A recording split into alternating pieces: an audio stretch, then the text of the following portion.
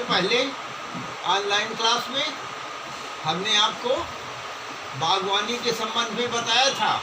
उसमें बहुत कुछ बता गए हैं। रोपणी से पौधों को उठाना तथा पैकिंग करना बताया है। पौधे को लगाना, प्लांटिंग बताया है। अब इसी क्रम में हम इसके आगे चलते हैं और आपको वृक्ष लगाने के बाद उनकी रक्षा बताते हैं। देखिए, वृक्ष लगाना तो आसान है, उनकी रक्षा करना थोड़ा कठिन काम है। और रक्षा करने से ही तो वृक्ष लगेंगे, केवल लगा देने से थोड़े काम चलेगा।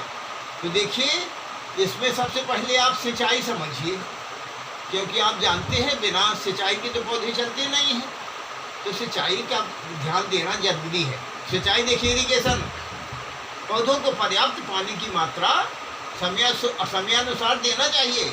जब भी समय हो देना चाहिए, न कम पहले न बाद में। आवश्यकता से अधिक या कम पानी देना पौधों के लिए हानिकारक होता है। यदि वर्षा न हो तो पौधे लगाने के 1 माह तक प्रति सप्ताह सिंचाई करना चाहिए। इसके बाद जरूरत पड़ने पर सिंचाई करते रहना चाहिए। पौधों को सुबह या शाम पानी देना लाभप्रद होता है। पानी लगाने का अच्छा ढंग यह होता है कि पानी की नाली पौधों की 2 पंक्तियों के बीच में बनाई जाए और इस नाली से छोटी छोटी नालियां निकालकर पेड़ों के थालों में पानी दिया जाए। अब आगे समझिए, निकाई गुड़ाई, होइंग एंड वीडिंग। निकाई गुड़ाई करके खरपतवारों को हटाते रहना चाहिए। निकाई गुड़ाई की क्रिया करने से खरपतवारों की वृद्धि रुकने के साथ साथ हवा का आवागमन भी बढ़ जाता है। खाद देना समझिए, पानी या निकाई गुड़ाई के साथ पौधे को वर्ष में 1 बार खाद देना आवश्यक होता है। गोबर की खाद के अतिरिक्त उर्वरक भी दिए जा सकते हैं। फरवरी मार्च में खाद देना लाभप्रद समझा जाता है। खाद देने के उपरांत सिंचाई कर देनी चाहिए। 10 किलो गोबर की खाद या 100 ग्राम आप समझिए DAP और 50 ग्राम यूरिया और 100 ग्राम म्यूरेट ऑफ पोटाश प्रति पौधा देना चाहिए। इसी प्रकार पाले व तेज धूप से बचाओ। पाले व तेज धूप से छोटे पौधों को बचाव करना चाहिए। पौधों को पाले के बचाव के लिए 3 तरफ से सिर की टट्टियाँ द्वारा ढक देते हैं। कुछ लोग मूंज या कांस का आवरण पौधे के ऊपर बना देते हैं।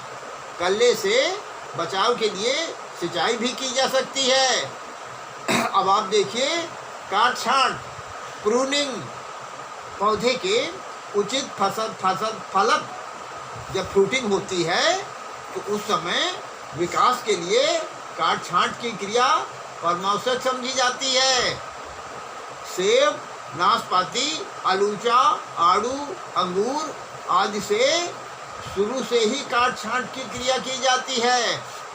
इसी प्रकार और समझिए, कीट एवं बीमारियों से रोकथाम। पौधे छोटी अवस्था में ही कभी कभी कीट तथा बीमारियों के शिकार हो जाते हैं, जिससे उनकी रक्षा करना कठिन काम हो जाता है। छोटे छोटे पौधों को दीमक के प्रकोप से बचाने के लिए नीम की खली, टर्मिक्स या एल्ड्रीन 5% का प्रयोग करना चाहिए। इस प्रकार आपने कैसे पौधों की रक्षा करें ये बात अच्छी तरह से समझ लिया। अब इसके आगे इसमें समझिए, पौधों का प्रसारण या प्रजनन। कैसे करेंगे आप प्रसारण? देखिए, पौधों की संख्या में बढ़ोतरी करने की क्रिया को प्रसारण कहते हैं। समझ गए? फल वाले पौधों का प्रसारण बीज तथा वानस्पतिक तरीकों दोनों के द्वारा किया जा सकता है, लेकिन बीज न पाए जाने वाले पौधों जैसे केला, अनानास का प्रसारण सर्वदा वानस्पतिक तरीकों से किया जाता है। प्रसारण या प्रजनन की विधियां आप समझिए किस प्रकार से करते हैं। तो इसमें 2 मुख्य हैं, लैंगिक प्रजनन और अलैंगिक प्रजनन। तो आप पहले लैंगिक प्रजनन समझिए, जिसको सेक्सुअल मेथड कहते हैं। इसमें पौधों का प्रसारण बीज द्वारा होता है। नर और मादा गेमेट मिलकर भ्रूण का निर्माण करते हैं। इस भ्रूण से नया पौधा तैयार होता है। बीज सजीव, पूर्ण परिपक्व, स्वस्थ व रोग रहित होना चाहिए। इस विधि द्वारा पौधे तैयार करना सरल है। कम व धन की बचत होती है। पौधे अपेक्षाकृत मजबूत आकार में बड़े तथा अधिक आयु वाले होते हैं। नई नई जातियों को विकसित करने के लिए यह विधि उपयोगी है। कुछ पौधों का प्रसारण अन्य विधियों से नहीं किया जा सकता, जैसे पपीता। अब आप अलैंगिक प्रजनन समझिए, एसेक्सुअल प्रोपोगेशन। इस विधि को वानस्पतिक प्रसारण भी कहते हैं। इस विधि में प्रसारण बिना बीज की सहायता से पौधे के हिस्सों द्वारा, जैसे जड़, तना तथा पत्तियां आदि को द्वारा नए पौधे तैयार किए जा सकते हैं। यह विधि बीज द्वारा पौधे उत्पन्न करने से अच्छी समझी जाती है।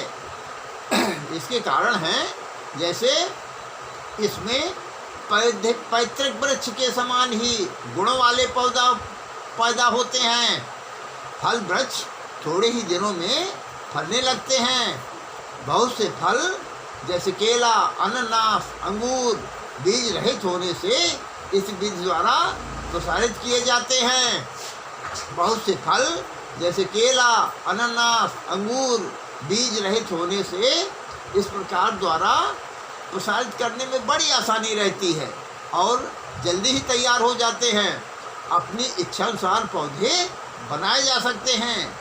फल वृक्षों का आकार छोटा होने से प्रति हेक्टेयर अधिक पौधे लगाए जा सकते हैं। इस विधि द्वारा वृक्षों को उच्च श्रेणी में परिवर्तित किया जा सकता है, भले वो निम्न श्रेणी की क्यों न हो। तो अब आप समझिए वानस्पतिक प्रसारण की विधियाँ। तो देखिए, वानस्पतिक जो विधियाँ हैं इसको आप अगले दिन समझिएगा। अब आप प्रश्न लिख लीजिए, जिसको कि आपको उत्तर लिखना है और मेरे पास भेजना है। तो पहले लिखिए प्रश्न नंबर 1। प्रश्न नंबर 1 में आप लिखिए, पौधों की खरीदारी करने में क्या सावधानी रखेंगे? और रोपणी से पौधों को उठाना तथा पैकिंग करना लिखिए। पौधे को लगाना, प्लांटिंग भी लिखिए। नंबर 2 लिखिए। प्रश्न नंबर 2 लिखिए, वृक्ष लगाने के बाद उनकी रक्षा कैसे करेंगे? विधिवत लिखिए।